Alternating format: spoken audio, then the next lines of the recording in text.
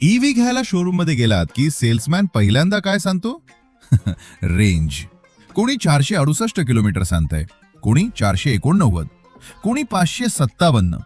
हे आकडे ऐकले की वाटतं एकदा गाडी चार्ज केली की पुण्याहून गोव्याला जाऊ, तिथे 2 दिवस फिरू आणि परत येताना चार्जर कुठे आहे हे गुगलवर सुद्धा सर्च करायची गरज पडणार नाही. पण खरी गंमत तेव्हा सुरू होते जेव्हा गाडीत 4 माणसं बसतात, एसी सुरू होतो, हायवेवर स्पीड वाढते आणि डॅशबोर्डवरचा बॅटरी पर्सेंटेज आपल्या महिन्याच्या सॅलरी सारखा खाली यायला लागतो. म्हणून आज आपण फक्त ब्रोशरवर लिहिलेली रेंज बघून गाडीला नंबर देणार नाही. प्राइस किती आहे, कंपनी स्वतः रिअल वर्ल्ड बद्दल काय सांगते, चार्जिंग किती प्रॅक्टिकल आहे, फॅमिलीसाठी जागा किती आहे, सेफ्टी काय आहे आणि सगळ्यात महत्त्वाचं, आपले लाखो रुपये खर्च केल्यानंतर ही ईव्ही खरंच व्हॅल्यू देते का, हे सगळं बघणार आहोत.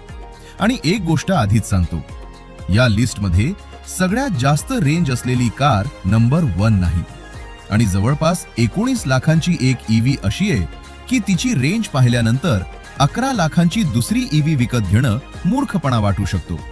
पण तरीही ती 11 लाखांची गाडी या लिस्टमध्ये तिच्यापेक्षा वर आहे का, ते पुढे समजेल. चला सुरुवात करूया नंबर 5 पासून. नंबर 5 वर आहे महिंद्रा XUV 3XO EV.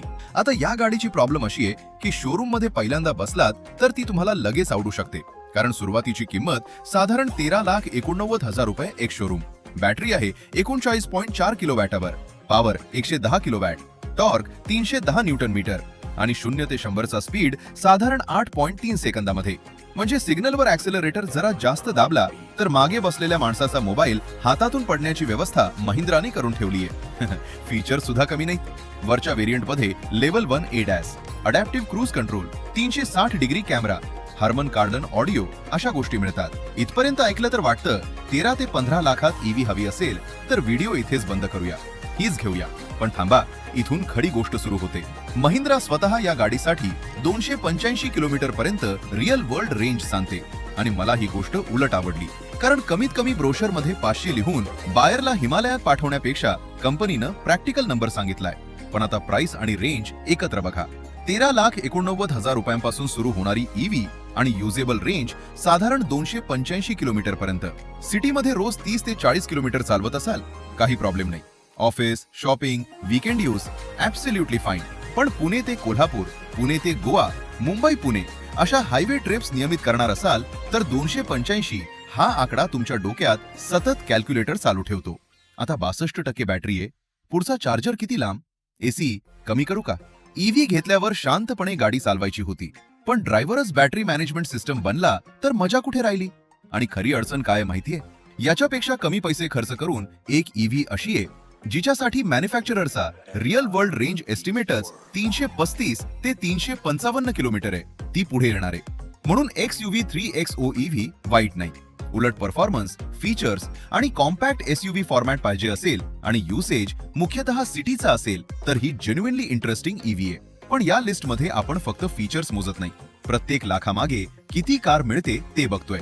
आणि म्हणून XUV 3XO EV number 5. Number 4 वर आहे Tata Nexon EV45. Electric cars बद्दल गेल्या काही वर्षात थोडं सुद्धा रिसर्च केलं असेल तर नेक्सॉन EV हे नाव तुम्हाला नवीन नाही आणि हीच तिची सगळ्यात मोठी स्ट्रेंथ आहे. मार्केटमध्ये काल आलेलं एक्सपेरिमेंटल प्रॉडक्ट नाही, लोकांनी वापरलेली ईव्ही आहे. टाटाने अपडेट करत करत आता 45 किलोवॅट अवर बॅटरी पर्यंत नेली आहे. या व्हर्जनची सर्टिफाईड रेंज आहे 489 किलोमीटर. पण आपल्याला आज ब्रोशरची प्रेम कहाणी ऐकायची नाही.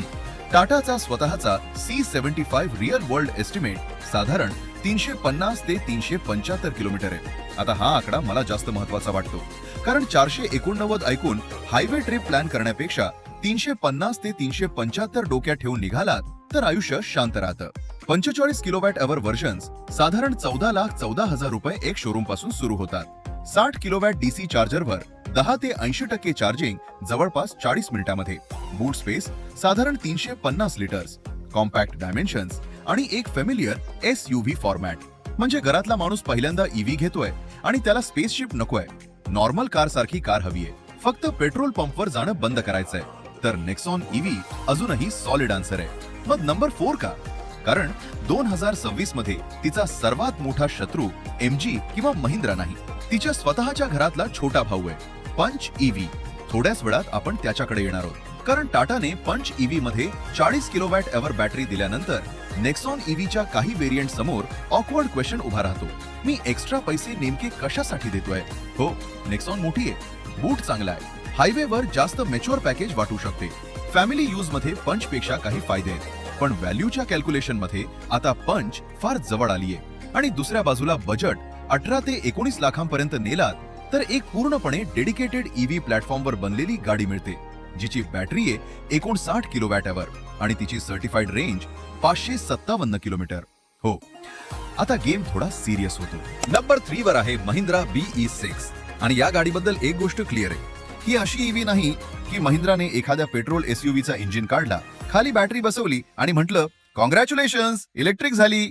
ही प्रॉपर ग्राउंड अप इलेक्ट्रिक आर्किटेक्चरवरची कार आहे.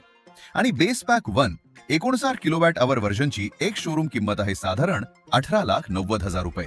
आता 59 किलोवॅट अवर बॅटरी आणि 18,90,000 रुपये हे कॉम्बिनेशन आधीच इंटरेस्टिंग आहे. पण पुढचा आकडा ऐका, सर्टिफाईड रेंज 557 किलोमीटर. म्हणजे आपल्या लिस्ट मधल्या XUV 3XOEVच्या जवळजवळ दुप्पट बॅटरी रेंज टेरिटरीमध्ये आपण आलो. आणि योग्य हाय पॉवर DC चार्जर मिळाला तर महिंद्रा 20 ते 80% चार्जिंग 20 मिनिटांच्या आत सांगते. सेफ्टी, भारत NCAP मध्ये 5 star performance. Adult protection score आहे 32 पैकी 31.97. चाइल्ड प्रोटेक्शन स्कोर 49 पैकी 45. म्हणजे महिंद्राने डिझाईन करताना फक्त मोठी स्क्रीन आणि डिस्को लाईट्सवर पैसे उडवलेले नाहीत, कोर इंजिनिअरिंग मध्येही काम केलंय. आणि BE6 दिसते सुद्धा अशी की ट्रॅफिक मध्ये मागून आली तर आरशात पाहून वाटतं भाऊ बाजूला व्हा, फ्युचर ओव्हरटेकिंग करताय. पण आता एक्साइटमेंट जरा बाजूला ठेवा. 18,90,000 हा एक शोरूम आकडा आहे. ऑन रोड नॅचरली 20 लाखांच्या वर जाणार. आणि महिंद्राच्या प्राइसिंग मध्ये चार्जर आणि इन्स्टॉलेशन वेगळे आहेत. 7.2 किलोवॅट चार्जर साठी साधारण 50,000 रुपये आणि 11.2 किलोवॅट चार्जर साठी साधारण 75,000 रुपये एक्स्ट्रा. म्हणजे शोरूम मध्ये 18,90,000 ऐकून कॅल्क्युलेटर बंद करू नका. कॅल्क्युलेटरची खरी ड्युटी अजून बाकी आहे. आणखी एक मुद्दा, BE6 ही मोठी, स्पोर्टी आणि ड्रायव्हर फोकस्ड ईव्ही आहे. प्रत्येकाला तिचं फ्युचरिस्टिक डिझाईन आवडेलच असं नाही. आपल्या आईवडिलांना कार घ्यायला घेऊन गेलात आणि त्यांनी BE6 पाहून विचारलं गाडी कुठे थे, कॉन्सेप्ट कार का ठेवलीये, तर एक्सप्लेनेशन तुम्हालाच द्यावं लागेल. पण जोक्स बाजूला ठेवले तर 19 लाखांच्या आसपास ईव्ही बघणाऱ्या एन्थुझियास्टसाठी ही सध्या सिरियसली टेम्पटिंग मशीन आहे. रेंज आहे, प्रॉपर ईव्ही आर्किटेक्चर आहे, फास्ट चार्जिंग आहे, सेफ्टी आहे आणि परफॉर्मन्स सुद्धा आहे. मग नंबर 1 का नाही? कारण आजचा व्हिडिओ आहे व्हॅल्यू फॉर मनी. सगळ्यात भारी ईव्ही कोणती असा नाही.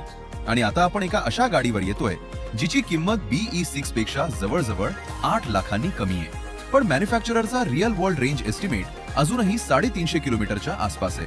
हेच इक्वेशन BE6 ला नंबर 3 वर ठेवतं. नंबर 2 वर आहे नवीन टाटा पंच EV40. आणि माझ्या मते 2026 मध्ये इंडियन ईव्ही मार्केटमध्ये सगळ्यात महत्वाचा बदल कोणता झाला असेल तर पंच ईव्ही मध्ये आलेली ही 40 किलोवॅट अवर बॅटरी. कारण आधी अफोर्डेबल ईव्ही घेताना कॉम्प्रोमाइजचा क्वेश्चन मोठा होता. स्वस्त आहे पण रेंज, सिटीमध्ये ठीक पण बाहेर, प्रायमरी कार म्हणून चालेल, सेकंड कार घ्यायची का असे प्रश्न. आता नवीन पंच EV40 ची किंमत सुरू होते साधारण 10,89,000 रुपये. एक showroom, battery 40 kilowatt our, certified range 468 kilometre. पण पुन्हा 468 चा स्क्रीनशॉट काढून व्हॉट्सअप स्टेटसला ठेवायचा नाही, गाडी चालवायची आहे. टाटाचा C75 रिअल वर्ल्ड एस्टिमेट आहे साधारण 335 ते 355 किलोमीटर. आणि इथे पंच ईव्ही अचानक खूप डेंजरस व्हॅल्यू प्रपोजिशन बनते. कारण विचार करा, 11 लाखांच्या आसपासची ईव्ही, रिअल वर्ल्ड एस्टिमेट साधारण 350 किलोमीटर, 20 ते 80% DC फास्ट चार्जिंग जवळपास 26 मिनिटांमध्ये आणि फक्त 15 मिनिटांच्या फास्ट चार्ज मध्ये साधारण 135 किलोमीटर C75 रेंज ऍड होऊ शकते असं टाटा सांगते. 2026 मॉडेलला भारत NCAP मध्ये 5 स्टार रेटिंग आणि एलिजिबल फर्स्ट ओनर साठी life time high voltage battery warranty. आता ही स्पेसिफिकेशन शीट पाहिल्यानंतर मिडल क्लास बायरच्या डोक्यात एकच आवाज येतो, अरे मग पेट्रोल ऑटोमॅटिक कॉम्पॅक्ट कार का घेऊ? पण थांबा, हा प्रश्न इतकाही सिंपल नाही. ईव्ही तुमच्यासाठी तेव्हाच खूप सेन्सिबल होते जेव्हा घरी किंवा ऑफिस मध्ये रिलायबल चार्जिंग आहे, जर रोज चार्जर शोधत फिरणार असाल तर 1 ते 2 रुपये प्रति किलोमीटरच्या कॅल्क्युलेशननं युट्यूब थंबनेल छान बनतं, आयुष्य नाही. आणि पंचची दुसरी लिमिटेशन ऑब्व्हियस आहे, ही अजूनही कॉम्पॅक्ट कार आहे. 4 अडल्ट्स, लगेज आणि लॉंग हायवे टुरिंग नियमित असेल तर BE6, नेक्सॉन किंवा मोठी ईव्ही नॅचरली जास्त कम्फर्टेबल वाटू शकते. रिअर स्पेस आणि ओव्हरऑल कॅबिन विड्थ मध्ये फिजिक्सला सॉफ्टवेअर अपडेट देता येत नाही, पण तरीही समजा तुमचा रोजचा कम्यूट 40 किलोमीटर आहे, आठवड्याला 250 किलोमीटर, घरी रात्री चार्ज करता, तर थिअरिटिकली तुम्हाला आठवड्यात 1-2दा चार्जिंग करून काम होऊ शकतं. पेट्रोल पंपवर जाणं जवळजवळ बंद आणि 11 ते 12 लाखांच्या आसपास हे शक्य होतंय. हेच पंच ईव्हीचं खरं वेपन आहे. माझ्यासाठी ही 2026 मधली बेस्ट अफोर्डेबल ईव्ही आहे, पण ती नंबर 1 नाही. कारण नंबर 1 साठी मी एक वेगळा प्रश्न विचारला. समजा तुमच्याकडे फक्त एकच कार ठेवायची आहे, त्यात आई वडील बसणार, फॅमिली ट्रिप होणार, लगेज जाणार, रिअर सीट कम्फर्ट महत्वाचा, रेंज डिसेंट पाहिजे आणि बजेट 20 लाखांच्या आत ठेवायचा, मग पंचचं कॉम्पॅक्ट साईज आड येतं आणि इथे एंट्री होते आपल्या नंबर 1 ची. नंबर 1 वर आहे MG विंडसर EV Pro. आता आधी एक गैरसमज क्लिअर करूया. MG विंडसरच्या जाहिरातीत किंवा वेबसाईटवर कमी BAAS प्राइस दिसू शकते, पण BAAS म्हणजे बॅटरी फ्री भेटत नाही. तुम्ही कारची अपफ्रंट किंमत कमी देता आणि बॅटरीसाठी युसेज बेस्ड पेमेंट करता. म्हणून या कंपॅरिझन मध्ये मी काही 10-12 लाखांच्या मॅजिक फिगरवर विंडसरला नंबर 1 देत नाही. आपण बॅटरीसह फुल परचेस प्राइस बघतोय. विंडसर एक्सक्लुझिव्ह प्रो ची करंट एक्स शोरूम किंमत साधारण 17,89,000 रुपये आणि एसेन्स प्रो ची 18,99,000 रुपये. आता बॅटरी बघा, 52.9 kilowatt hour, certified range 449 kilometre. MGच्या स्वतःच्या वेबसाईटवर लार्जर बॅटरीसाठी टिपिकल रिअल वर्ल्ड टेस्ट 400 किलोमीटरच्या आसपास किंवा त्या पुढे जाऊ शकतात असं नमूद केलं आहे. अर्थात ड्रायव्हिंग स्टाईल, AC, लोड आणि कंडिशन्सवर ते बदलणार. पण मला विंडसर नंबर 1 करायला फक्त रेंज कारणीभूत नाही, कारण 557 किलोमीटरचा BE6 आपल्या मागेच उभा आहे. विंडसरचा खरा गेम आहे space. Wheel base 2700 millimetre, rear seats 135 degree पर्यंत रिक्लाइन होतात, बूट जवळपास 604 लिटर. म्हणजे फॅमिलीने ट्रिपला जाताना प्रत्येकाला सांगावं लागणार नाही, एकच बॅग घे, आपण फ्लाईटने नाही ईव्हीने जातोय. बूट मध्ये प्रॉपर सामान जातं, मागे बसलेले लोक आरामात बसतात. कॅबिन मोठा आहे. प्रो मध्ये 52.9 kilowatt our battery, 7.4 kilowatt AC charger सुद्धा पॅकेज मध्ये मिळतो आणि फर्स्ट ओनर साठी लाईफ टाइम बॅटरी वॉरंटीचा फायदा आहे. पण परफेक्ट ईव्ही आहे का? नाही. या व्हिडिओमध्ये कुठल्याही कारला देव बनवायचं नाही. 60 किलोवॅट DC चार्जरवर 20 ते 80% चार्जिंग साधारण 50 मिनिटे घेते. BE6 च्या हाय स्पीड चार्जिंग समोर हा आकडा काही रॉकेट सायन्स वाटत नाही. ड्रायव्हिंग एन्थुजियास्ट असाल, खाली बसून स्टिअरिंग पकडल्यावर आज घाटात थोडं मजा करू असा विचार येत असेल, तर BE6 तुम्हाला विंडसर पेक्षा जास्त एक्साइट करेल. विंडसरचं पर्सनॅलिटी वेगळं आहे. ही तुम्हाला रेस सुरू करू म्हणत नाही, ही म्हणते भाऊ शांत बस, AC चालू कर, मागे सीट रिक्लाइन कर, घरी पोचू आपण. आणि फॅमिली ईव्ही मध्ये मला नेमकं हेच आवडतं. नंबर 1 होण्यासाठी प्रत्येक कॅटेगरीमध्ये फर्स्ट यायची गरज नसते.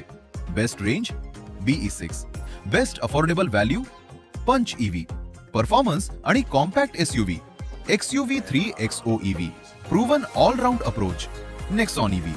पण price, usable range, cabin space, comfort, battery size आणि फॅमिली प्रॅक्टिकॅलिटी सगळं एका पॅकेजमध्ये बॅलन्स करायचं असेल तर माझ्यासाठी विंडसर EV Pro आज नंबर 1 आहे.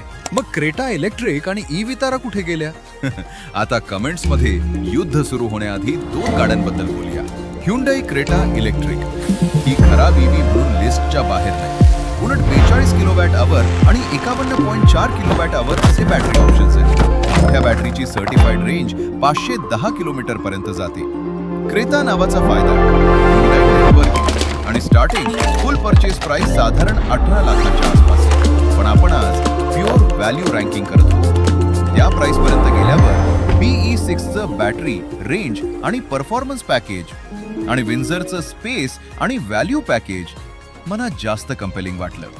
पण ज्याला फॅमिलियर क्रेता एक्सपिरियन्स आणि ह्युंडाई ओनरशिप प्रायोरिटी आहे, त्यानं क्रेता इलेक्ट्रिक टेस्ट ड्राईव्ह नक्की घ्यावी.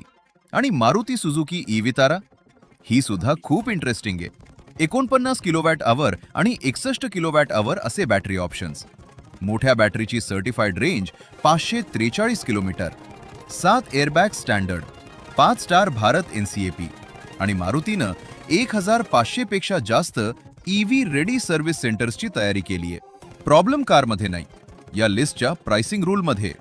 ई वितारासाठी BAAS प्राइसिंग आणि वेगवेगळे ओनरशिप प्लॅन्स असल्यामुळे साध्या 20 लाखांच्या आत फुल कार कंपॅरिझनमध्ये ॲपल्स टू ॲपल्स कॅल्क्युलेशन थोडं मेसी होतं. म्हणून जबरदस्तीनं रँक देण्याऐवजी मी तिला वॉच लिस्टमध्ये ठेवतो. कॉमेंटमध्ये फक्त कारचं नाव लिहा. मला खरंच बघायचंय आपल्या ऑडियन्समध्ये कोणती ईव्ही जिंकते. भेटूयात पुढच्या व्हिडिओमध्ये.